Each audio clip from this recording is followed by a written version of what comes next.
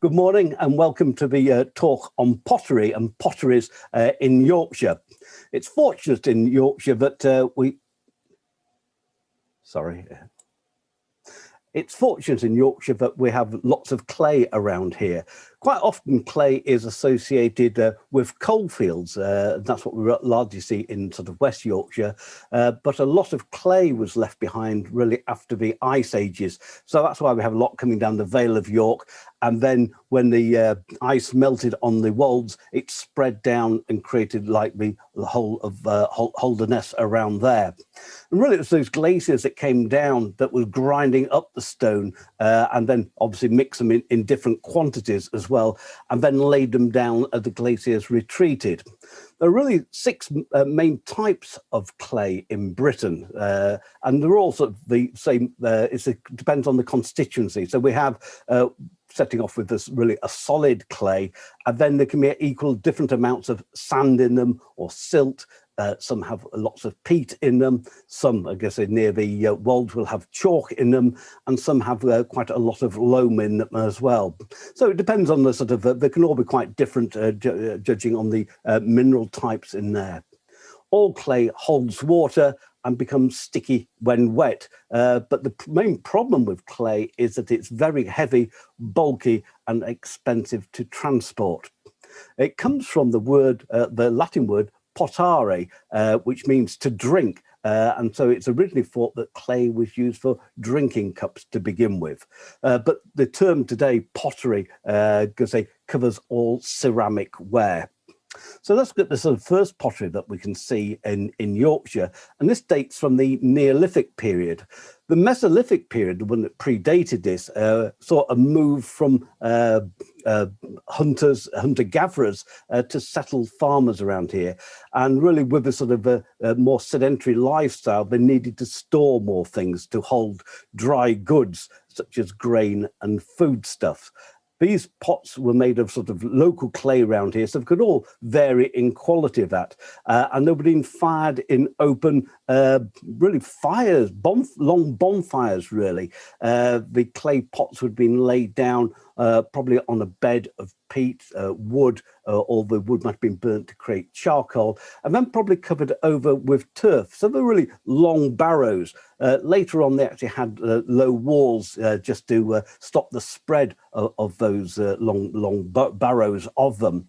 But the main problem with them is that firing pottery means that you got to set it off fairly slowly to begin with, so as not to crack the pots. And obviously in those barrow things, there's really no way really of controlling temperature. So quite a lot of it got burnt, probably nearer the edges, and then some, I guess, right in the centre, weren't ever properly finished as well. So it's really pot luck what they're doing, depending how they built it, depending how the air circulated around it. So these pots were very prone to cracking and obviously broke very easily as well. To strengthen those, they started adding other ingredients called tempers. The earliest ones they were using was that they would fire flint. So in our area, flint's found on the Yorkshire wolds. And obviously near the coast as well, they could add seashell as well. They would burn these first and then grind them down in querns to add it. They really made the finished clay a lot stronger. So that's what they're aiming for, really. And that's what you can see on these bowls here. They're quite small to begin with and quite heavy as well. So these are the Neolithic ones. These are on display in the Cliff Castle Museum in Keighley, so they come from that sort of area around there. There were later on pottery works up at Denham, right up on the tops near Queensbury, on the sort of going up onto the Pennines around there as well. What they couldn't hold was any liquid, largely because there was no glaze on the outside to stop the seepage of any liquid coming through it. So if you put water in there, eventually it would just collapse in on itself and revert back to clay again. We see here some sort of bits of design on it because they've been added in using stone or antler or something like that to give it some sort of resemblance of sort of prettiness as well. And again, here we see a much larger ring at the top of it as well. Again, all to strengthen these round here. Most of these were built by rolling out the clay into sort of a long string-like things, and then they coiled it round, so they built it up that way. So they're called coil built, and a lot of this coil built was actually went on really until really the time of the Romans coming in, when they started throwing clay onto a wheel and then building it up that way, as we still do today. But it's sometimes quite hard to tell, because even using the coiling method, they were dabbing their hands in water and smoothing it around. So you can't tell that either of these were actually coil made, and that, because it makes it very hard to differentiate it between it. Interestingly is that all these early pots, man has left behind their fingerprints on that. And again, if you're still hand making today, like the chap at Littlethorpe does outside of Ripon, he still leaves his fingerprints on it, however much you might not want to. And so that's again a sort of the human touch of pottery, and I think that's why people like it so much, because it's generally always has to be handmade. So moving on into the Bronze Age, which follows here, we see here now a glaze has been added to these as well. Sometimes the early Bronze Age pottery is called Beakerware, and some of this has been found at Warren Percy on the Wolds and Acklam Wold nearby. And the earliest is this one, which is a funeral urn found at Kellythorpe, just outside Driffield. This dates between 1700 and 1500 BC, and was found in a funeral barrow that Lord Lonsborough excavated in 1851. And some of that findings is also on display in the Yorkshire Museum in York as well, and another in the British Museum. But quite distinctive these are, because they become a slightly bit more elaborate of what they're doing. If you, so I guess if you can zoom in on here, we can see a zigzag pattern down here. We've got lines going around it, and again other zigzag patterns. So those sort of the more decorative than those very early Neolithic ones were. Sometimes that would probably been added in using a stick or a stone or something similar like that, but they also made stamps as well. Because these motifs could then be pressed into the clay as well, and obviously reused time and time again. And like I said, here is that a slip, as they call it, or a glaze has been added, because they would have smeared it either with their hands, or might have painted off with some sort of brush, or dipped it into liquid as well. And so it gives it this glossy finish after it's been fired. And it also makes it watertight as well. So moving on into the Iron Age, you can say with sort of this is a pot. I think I photographed this in, fun enough, at Scunthorpe Museum. And really what they'd started to develop there, they moved away from firing them in long barrows. And this is when the first surface kilns were built. These were sort of late in the Iron Age. And here hot gases were drawn up into a chamber, which was sort of mostly sort of oval in shape. This allowed air to circulate, so you got more of an evenness in the firing. And you can say they were developed really from the late Iron Age right through to the Roman period as well. And they were sort of had walls built then, and they sort of had internal features. So they're sort of putting in sort of floors, floor supports, so they could actually sort of have shelves within inside here as well. And because they're constructed out of much more durable materials, in sort of including stone and because they bricks. They'd started manufacturing tiles as well, and again waste pottery to keep the pottery apart. These were then fired in this period, because they were coming right through to the Roman period, by charcoal. It gave them much greater heat than peat, wood, or where in areas where surface coal was available as well. The important thing, as I mentioned before, was to start these kilns off very slowly and then build up the temperature inside of that.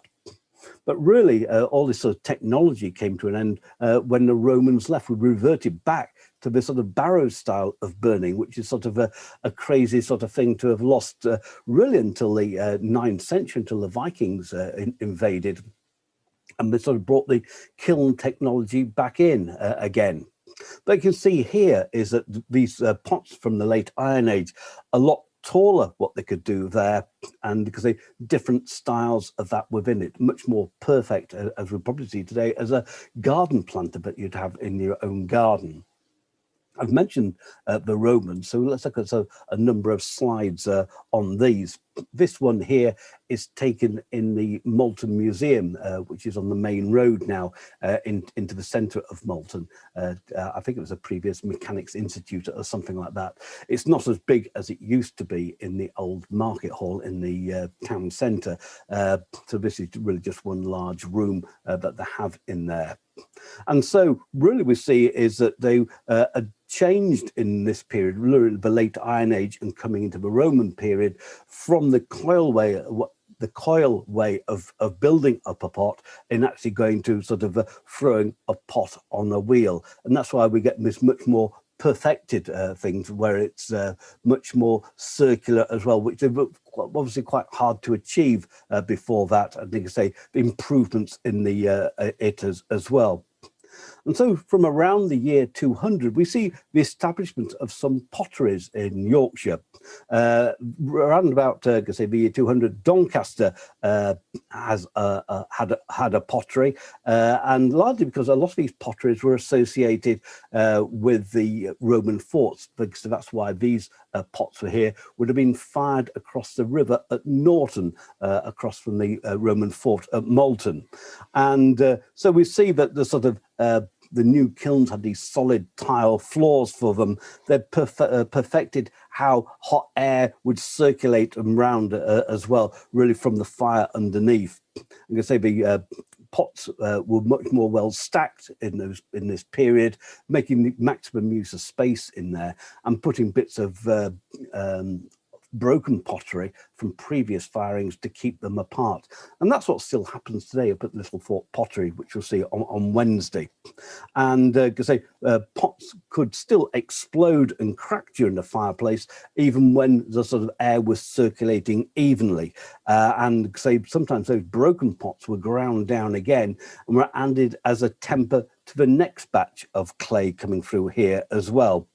So it's really, again, still a period of trial and error. And it really wasn't until the Victorian period with the proper kilns being built is that they could actually control temperatures accurately. So really what they were trying to achieve to begin with was getting a temperature between 450 and 700 degrees centigrade to drive the water out of the pot.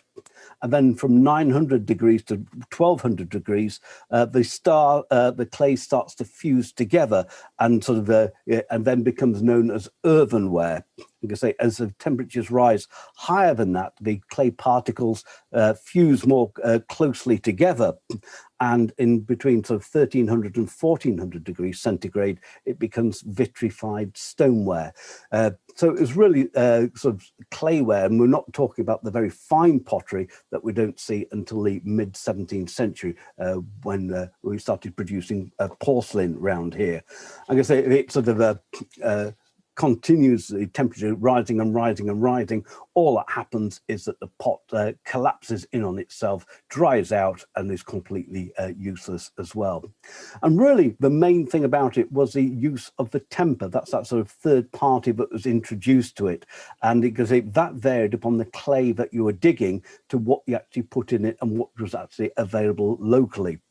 And so the tempers really were, as I mentioned before, ground flint and sort of and shells from the coast, is that it was sort of made the clay less sticky. It reduced the shrinkage when you put it in the kiln, and it reduced the resistance of sort of that temperature going through there of we call it thermal shock going through there, and that temper actually gave it more strength before and afterwards after it being completed to use. So one man has left his name behind on one of these pots in Doncaster. It's called Sarius the Slave. He had a kiln at Rossington, just outside the centre of Doncaster. And it's likely from the style of pots that he was French. and that another potter had been sent up to join him, and he was likely from Dorset because of the distinctive style of the pots they were producing. Because the kiln only lasted at Rossington, they estimate between 140 and 160 AD.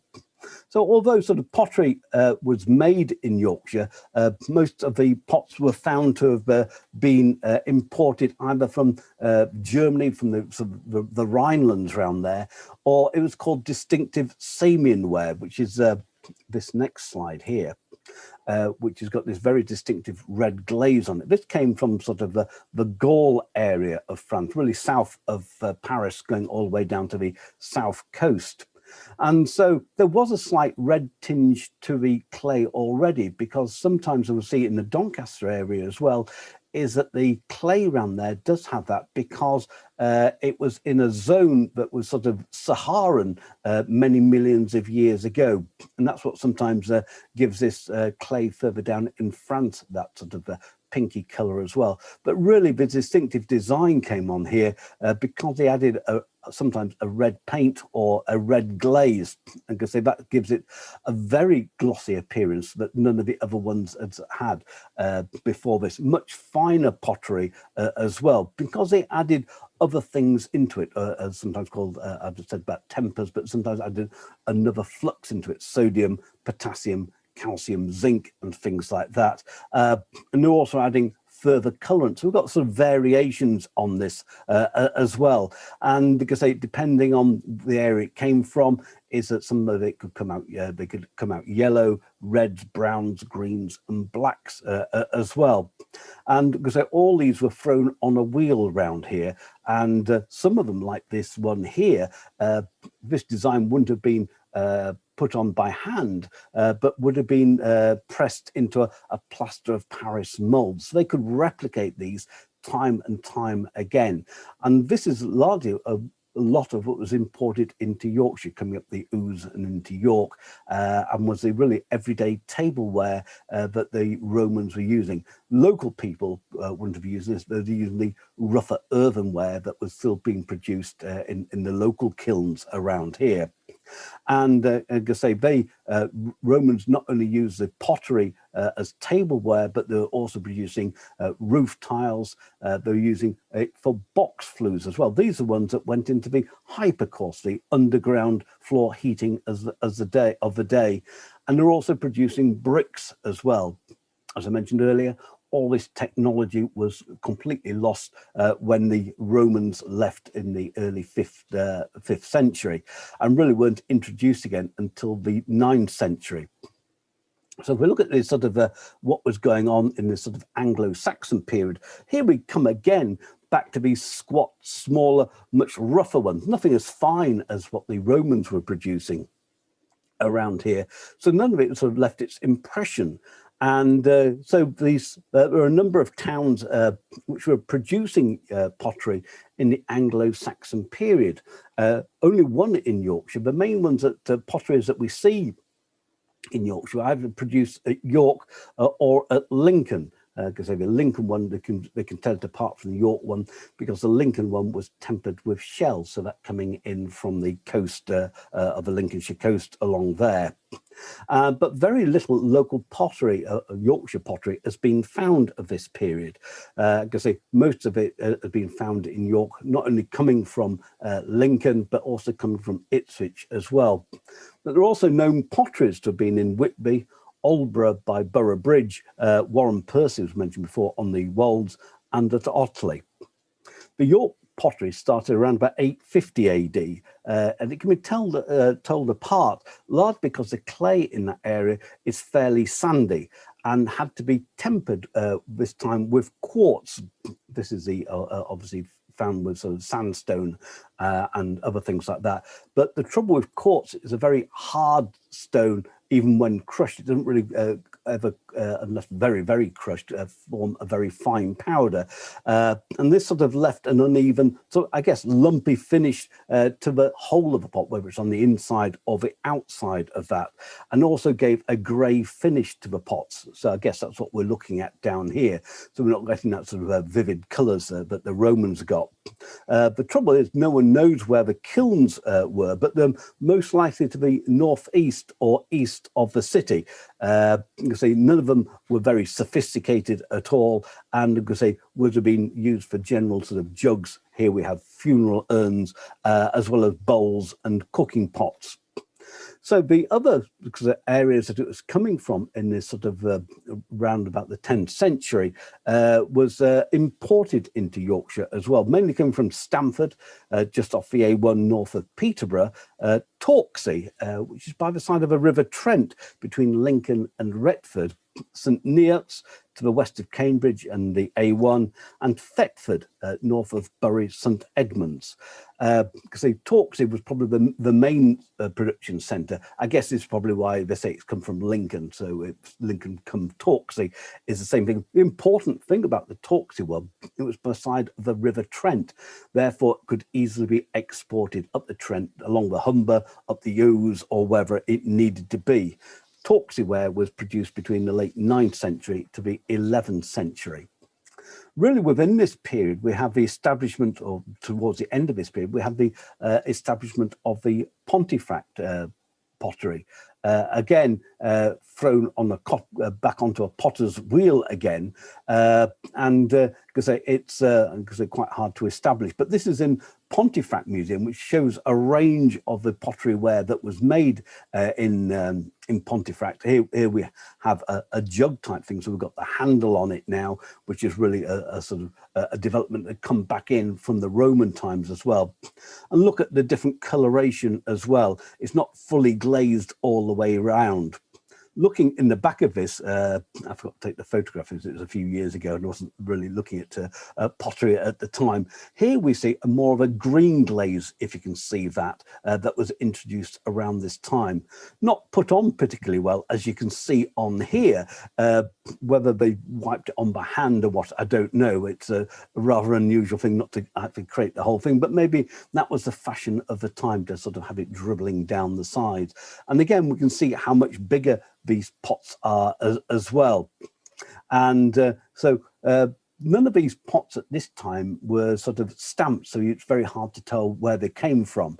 The Stamford ware is probably the only one that had it, and that had a sort of distinctive sort of wheel stamp motif on the bottom of it. Pontefract pottery only existed for a couple of hundred years, 850 they reckon, to around 1040. And then they started using other glazes as well. Lead glazes started to appear in the very late Anglo-Saxon period and became more commonplace in the 11th century. These could also add colour to those as well, like I say here on the Pontefract pottery, a green to it as well.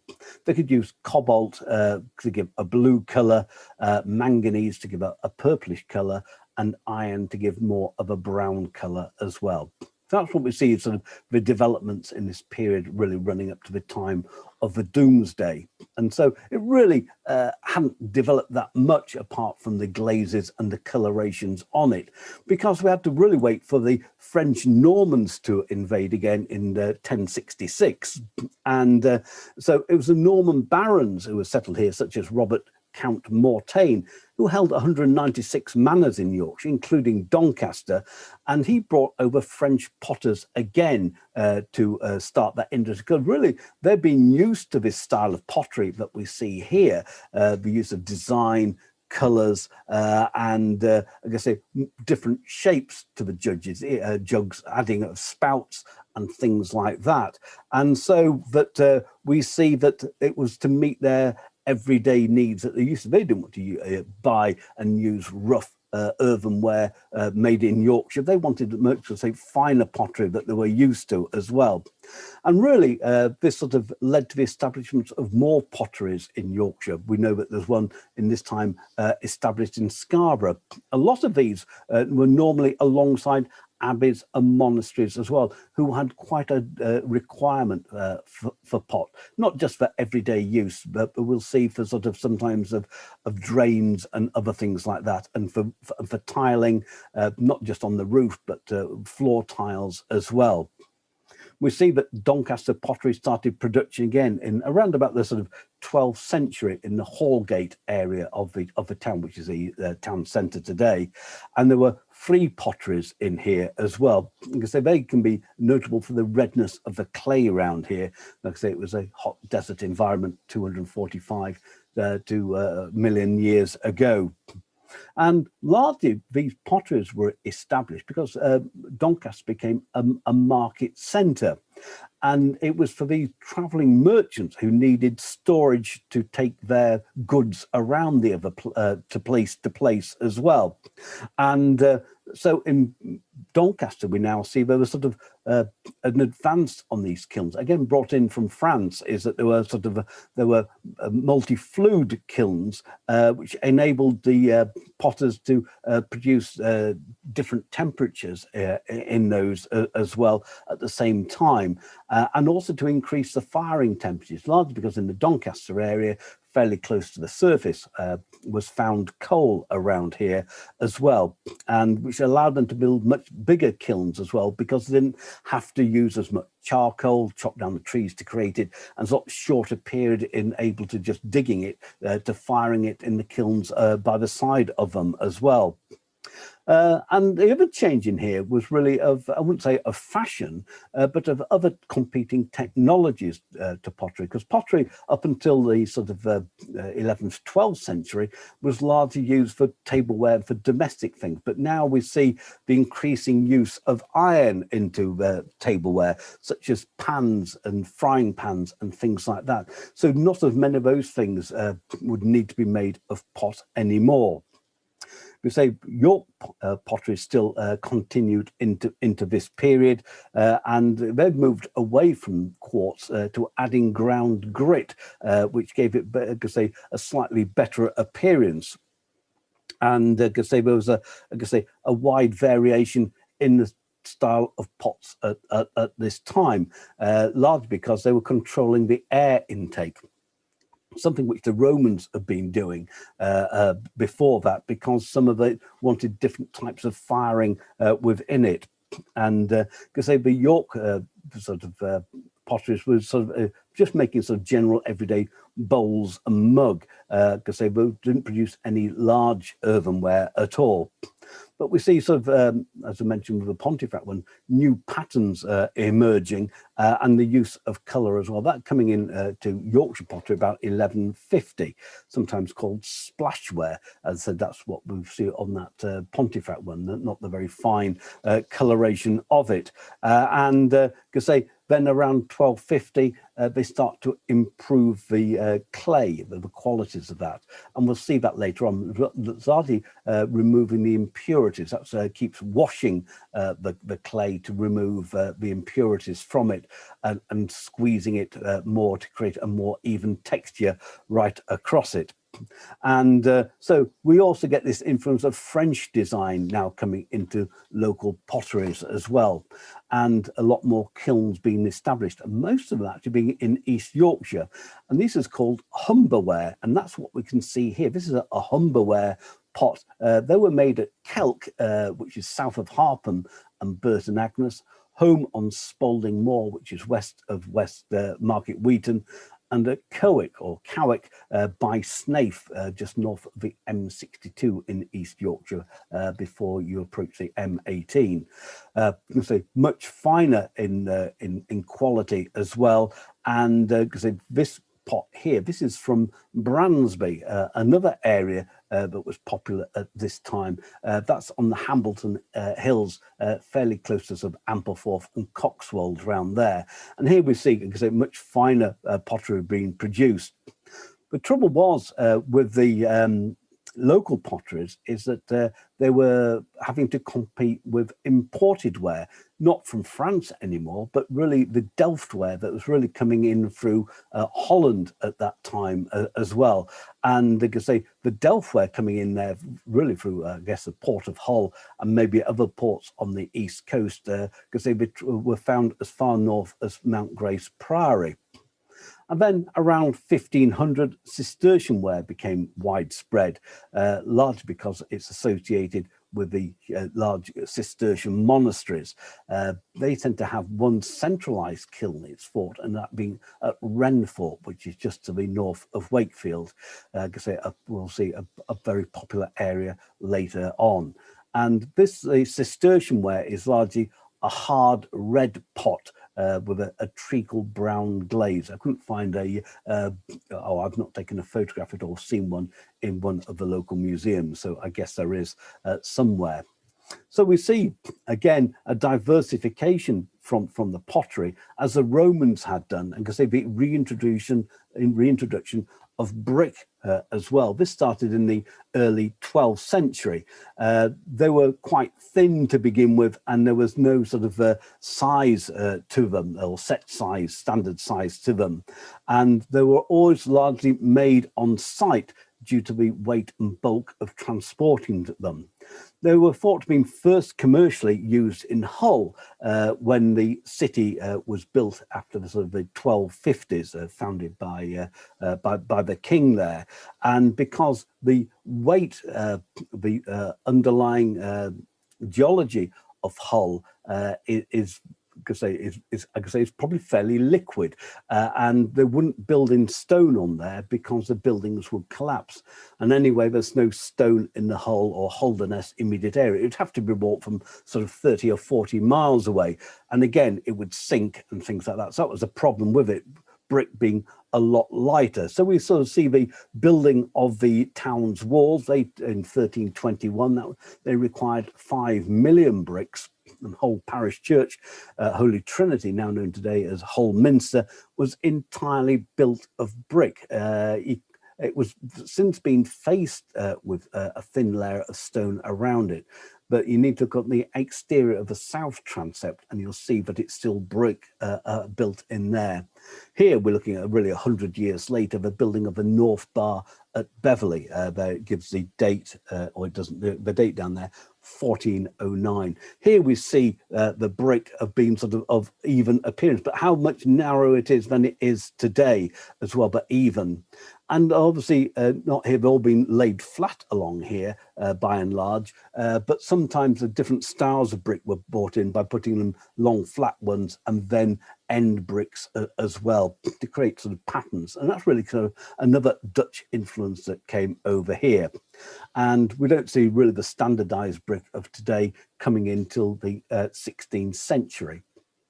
I mentioned about tiles, but because there's the floor tiles that are largely found in monasteries. Again, they were largely spurring production of potteries as well. And these floor tiles were generally made, pressed into a mould, and then they could be coloured or impressed with a pattern on it, as it is on this one here, a dash of colour added to it. But again, a stamp being used to impress that pattern on it. The other one over here is made in a slightly different way, is that they've added a cream type slip or clay into that, and because they could be sort of impressed into it as a standardized pattern on it, or because they could create another impression and fill it in with that as well. And so this sort of different colored clay going into that when it's being fired give a two-toned effect. So we've got the traditional red there, which you could probably find in there, and then the lighter grey, the creamy type of one, which turns yellow in the firing, so that they could actually paint some of these things on. So we've got these patterns now emerging, really giving a sort of two-tone tile, which really never happened before that. And so moving on into the 16th century, we see that really as a result of changes in society, the demands are grown for a better style of quality as well. And largely because there was sort of more formal dining that had come in during the medieval period. And because they've moved away sometimes when pottery wasn't in fashion, actually used wood for tankards and plates and other things like that. But now it was de rigueur, if you're amongst the landed classes, to use pottery to dine on as well. And because these were sort of now coming into is when people had their own sittings at tables as well. So they had their own cutlery, they had their own plates and things like that. And because they're also moved away to distinguish themselves, I guess, from the lower classes, is that they use pewter tankards as well. So there's a whole great change in this sort of 15th, 16th century that changed the sort of the course of pottery. The cheaper earthenware, the ceramics that they previously used, were now taken up by, I guess, the emerging yeoman farmers and freeholders who were sort of emulating their superiors of really, I guess, a century or more before that. And we see a broadening of the colour palette, not on these, which are on display in the Yorkshire Museum, where they're generally green, but there's gone away from that sort of slipshod period, I'd say, of when we looked at the sort of round about 1000 at the Pontefract one, where it just seemed to be thrown on the glaze, is that we've got much more even glaze coming across here. And look at the different sort of patterns that we're getting on here. The other styles of jug spouts as well being put on here. This is all about sort of the, I guess, is that people being able to afford the quality of the clay getting better with the technology over it. And so that we can sort of see that a new type of glaze was coming called tin glaze. This was developed in the Staffordshire potteries, and because they generally take on a bit more of a porcelain type, a much finer finish, as we can see on this jug here. Although the patterning might not be brilliant, it's that the glaze it's much more even, and because right across it, just dribbling there at the bottom a little around there as well. And so really these goods, while they're in the Yorkshire Museum, is largely because these goods would have been sold and bought in York, and that's why they're found here. But they largely weren't made in York. There was Staffordshire ware that was coming up from there, but having an influence on the local potteries around here. And it was always really from this period onwards is that the Staffordshire ware having its dominance right across the British Isles and its style of pottery coming in. And so we see much more sort of, I could say, delicate sort of jugs and teapots and things like that coming during this period as well. And again, looking at the styles of the handles up here as well, they just weren't the ordinary one. They were showing off their skill and artistry in this, which would be then developed over the next 200 years. So it all wasn't fine stuff, but other things, economic necessities, required a great deal of pottery as well. And quite a lot of this was to do with the agricultural revolution, the need to bring more land into cultivation. That's why we see the drainage of these sort of Hatfield moors by Vermuyden in the sort of late 1620s. He used quite a lot of technology in there, again, brought over from Holland. And here we see some of the drains that were introduced here. I guess they'd be sort of half pipes along here. Due to the half pipes, largely due to the cost of producing a full pipe and to produce enough of them. And so it's far easier and cheaper to build these very cheaply built ones, and you say largely used for the drainage of the Hatfield moors around here. Sometimes they put a tile on the floor, there'd be holes in here, so the water would then drain into this channel. Those drainage pipes would end up at a ditch at the end, and the ditch would then carry away the water into, as we see here, the former River Don up here. Further down here, we've got the River Trent coming down here as well. So all these lands were taken in, and that's really something that we're doing at the moment, is re-watering these lands because of the water table went too low after that, and because it dried out the peat on the top. We mined the peat off the top of that, and then therefore it's caused a number of problems in this area. So, so they'll be breaking up these water channels now in order for the water to be kept in the peat. So here we got the greatest change of the lot, really coming into the, again, greater social changes, largely because the landowners have started to make more money due to coming into the agricultural revolution. But they also took down their sort of medieval halls and built them their fine stately homes at this time as well. And so there was more food required to feed the population, and along with their fine furniture, such as being made by Thomas Chippendale and others, they wanted the finest silverware and of course the finest ingredients, and to eat off that, the rise of the finest pottery as well. Similar, in just probably as a social type of thing, there's also the rise in the sort of tea, coffee and chocolate drinking that was sort of part of the sort of wider social changes. And so finer porcelain, or pottery, the like never seen before, really flooded in when the port of Canton opened up in 1715. And so all this sort of came into it. And I think people were amazed by the quality of the porcelain ware that was coming in, because it was completely different, as we've seen, from that fairly rough ware that we'd had up until this time. And so Britain started to develop salt glaze stoneware. That's exactly as it said, by adding salt as a glaze into it, and became more widespread when what they called China clay from sort of Cornwall and sort of Devon areas, sometimes they're called plastic clays as well, started to produce this much finer porcelain around here, which was developed by Wedgwood in his Staffordshire factories.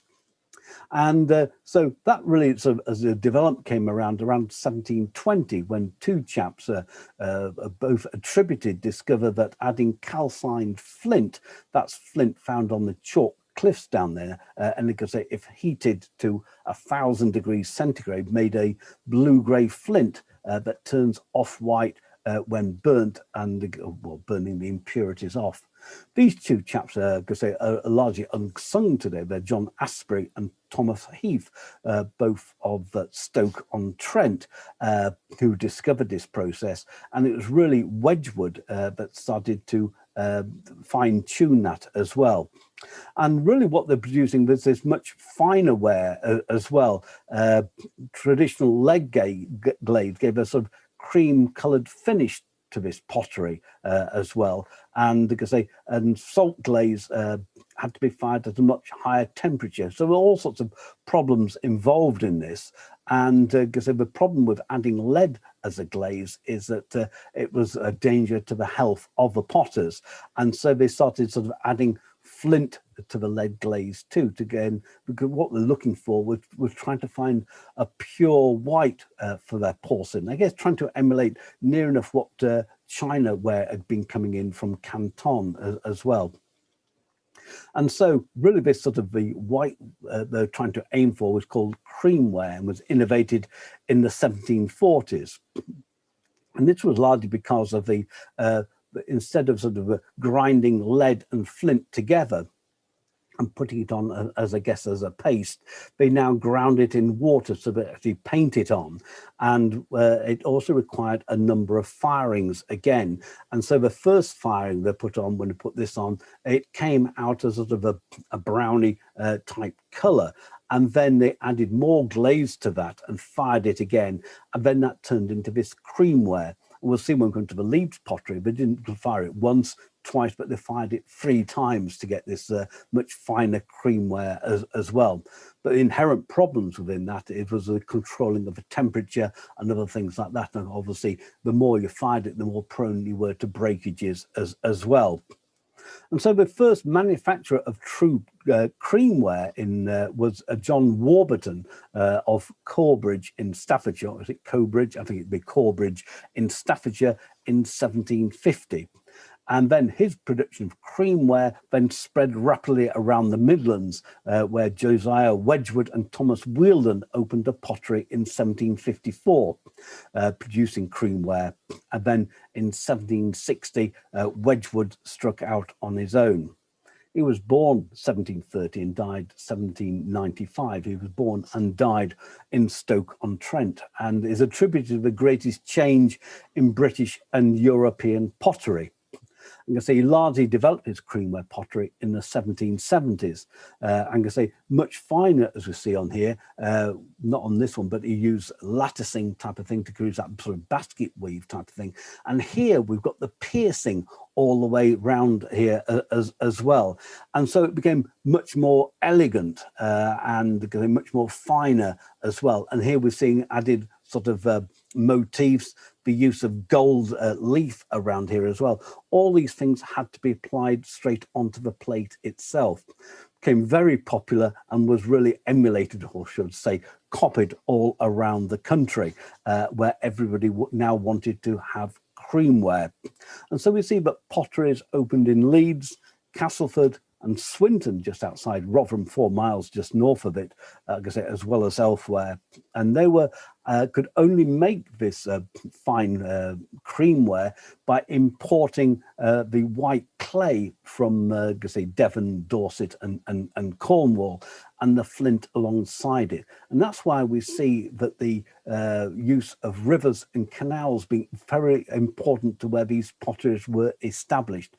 They all had to be very, very close, or even on the bank of a river, so they could easily be offloaded and brought into there. As I mentioned before, the weight being a problem on that. Again, some of these potteries were actually had their own barges or ships to bring this clay up to Yorkshire. Really, the most important one of the lot is the Leeds Pottery. Around 1760, creamware was being produced in Leeds because on Briggate there was a couple of people called Robinson and Rhodes. They were offering their enamelling services. That's to draw on the plates fine seams or flowers or whatever. David Rhodes, was already, might have actually come from the Midlands and probably knew Josiah Wedgwood as well. So there's some sort of a link between the two, because in 1769, he started to work for Wedgwood at his London workshop as his chief enameller, because they're not only painting landscapes and flowers, but he was also doing those pierced designs into the plates as well. I'm going to say probably a very hard thing to do, because obviously the more you pierce it, the more likely it is to collapse in on itself. But the creamware started being produced in Leeds. At the Leeds Pottery were two brothers coming together, Joshua and John Green.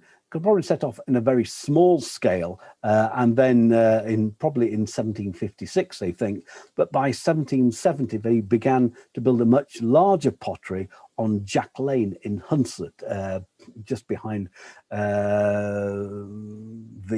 think the College of Buildings along there, and now it's a sort of a bit of a no man's land. But this is a photograph of it, I guess it probably in the 1870s or 1880s, give an impression of what it was like. A lot of kilns in there as well.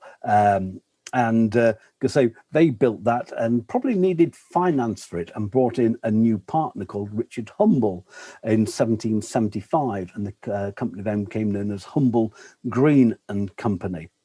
Their grindstones, I can say, for some of the tempers were powered by a windmill, and then in 1775 they added a water wheel as well, a stream coming down through the site, going into the River Aire, just about a quarter of a mile away as well.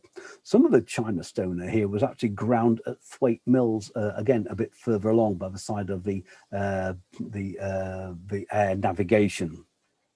But it was the arrival of Lancashire-born William Hartley in 1781. This is probably taking over as the investor from Richard Humble as he left in that year, but elevated Leeds creamware, which is again fairly ordinary, just plain plates and things like that, because they've then become something quite special.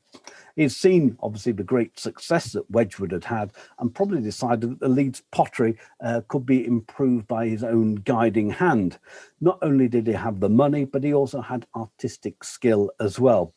He ran the company until his death in 1820, when it floundered after that, and was then called Hartley Greaves and Co. Because this is, the co means that there were other minor investors in the company as well. Became quite large. They employed 150 people in the 1790s and had a turnover of £30,000 towards the end of that decade. And they were burning an enormous quantity of coal as well, 9,000 tons a year.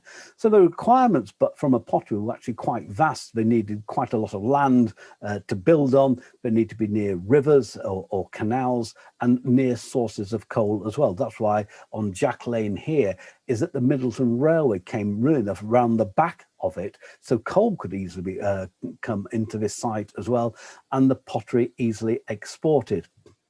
They sort of also spread their wings as well, because they were involved in the potteries at Swinton in Rotherham. They invested in there, or were brought in there, I'm not quite sure, in 1787, because there were really two potteries down there, which I'll mention on Wednesday. There was the Swinton Pottery and the Don Pottery, because they both, the Green brothers and Hartley, were named as directors of both those companies as well.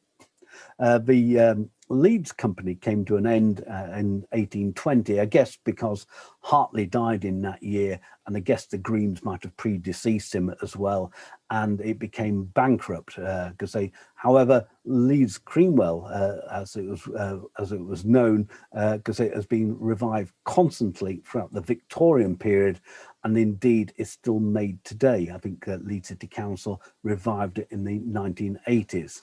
But really, when people come to collect Leeds Creamware, they're collecting the items built, made between 1781 and 1820. Everything else is deemed to be inferior to that, and was made to sort of replicate it. And so we see with the arrival of William Hartley, he really is the catalyst to this, is that they started to produce pattern books. These showed the plain creamware, really the base of it, which then could be ornamented as the customer liked. So you could add your coat of arms, and you could add your scenery to it, and they could say other things could be applied. Gold leaf could be applied as well. And so you could have your own unique pattern from the very basic designs that they had. They really had in these pattern books around about 200 designs for plates, teaware, mugs for tea, because they're quite often bowl shaped, mugs for coffee, larger mugs for chocolate, and they're going to say there were variations on these mugs as well. Some had handles, or you could have a handle applied, or you didn't have to have a handle, and sometimes it came with or without saucers. So on 200 designs, there could have been sort of 600-800 variations on that, and because they all were paid for individually. And so you wouldn't go in and basically buy a set, as you probably would today, of 6 plates, 6 saucers, and 6 whatever. But because sets only really came in around about 1800, when people wanted to buy a setting for 6, for 8, or whatever it was, as they are mostly sold today. So this is a pattern book of the finer ones, but I've chosen this one for Dudley because it shows that I will lay, this is 1840, a guinea. This is the best beef in Otley Market. So that's really as an advertisement there for a market holder. And I guess that if people had this in their houses and were using it as a milk jug or something like that, all their friends would see it. And so it was a range of things. So because they from very fine pottery, as we had these like these fluted type things, and all very highly ornamented things, to very fairly plain earthenware as well. And then is that just a bit more on the Leeds pottery, is that with the arrival, say in 1775, is of Richard Humble, that first investor to the Greens, but they started adding pottery marks to the bottoms of their items, which are imprinted on it. Largely until, I guess, Wedgwood came along. As I mentioned before, only one of those potteries that, was it Torksey or wherever it was, I think it was Stamford, had impressed their mark on it. So it's very hard to tell where pottery came from. People only look at it from the finish on it, from the quality of it, from the colour of the clay used as well. But now, really, with sort of, I guess, them coming in and competing, is that Wedgwood didn't want to be have his customers cheated with inferior products, and therefore this is where these sort of impressions came in on the bottom of them, and they really sort of changed over time as well. Here we have sort of the Hartley Greens and Co. there, Leeds Pottery, probably an earlier design, and then various different types of things shown in it, really sometimes not always associated with a year, but sometimes with a period, and then decided to change it themselves as well. So, and another problem is that they, I guess, sometimes they were so keen on getting things fired is that no one put an impression on the bottom of it, and that's why you get a lot of people saying, is it Leeds Creamware or isn't it Leeds Creamware, because there's no impression on the bottom of it, which is a problem as well. And there were really no marks when it was the factory closed in 1820. It reopened for the next time in 1825. And I say that, so that sort of blurred the lines between, what was produced in 1819, 1820 and what was produced in the later factories, because there was no mark on it, whether it actually come from a Leeds pottery or not. And you could say that they were restarted again, really, because say 1825, and because say the works on Jack Lane finally closed in 1881 and was then demolished. And then we see that people started replicating it really in the sort of 1930s and after, because Leeds Creamware became fairly collectible. And so in 1888 to 1959, the pottery of the senior family in Leeds started producing Leeds pottery with the mark Leeds Pottery on it. But they are normally distinguished from the 1790s pottery because it lacks its brilliance, the precision and finesse of the originals, and they were marketed through an antique dealer called William Wood Slee on 30 Duncan Street in the centre of Leeds. He claimed he reproduced it, even though it was the seniors who were reproducing it on his behalf, I think. And the seniors were also producing some of Wedgwood's works as well. So these sort of replicas or reproductions were coming in, you say, at the end of the Victorian period, and you say continuing through today. And it's still made as Leeds Pottery today by Denby Pottery near Stoke-on-Trent, but it is still handmade. And like I say, there's sometimes slight differences as well between the Leeds Creamware and Wedgwood's Creamware. The glaze on Leeds Creamware is thicker and can become more uneven than Wedgwood's. So I'm going to finish there today, and I'll pick up on the Swinton Pottery on Wednesday. But some of these Leeds Creamware, if you want to see it, it's and I'll give a list of the museums right at the end. But as I mentioned it now, some of this can be seen in Leeds Museum in the Millennium Square. It can all be seen at Temple House, Temple Newsham House, as well on the outskirts of Leeds. Some of the best collection, oddly, is in Doncaster Museum, because a lady who produced a book on Leeds pottery donated her, and of Yorkshire pottery, donated her collection to the Doncaster Museum, and there's a whole room on the upstairs of that museum to the pottery.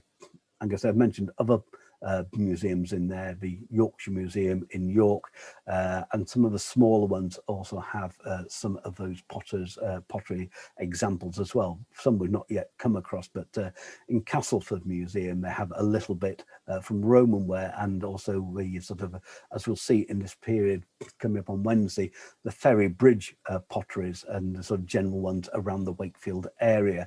And like I say, there's a few examples in the Wakefield Museum. Like I say, it's the Doncaster Museum has probably the largest collection of that from different periods, from different potteries around Yorkshire. So I'll bring it to an end there.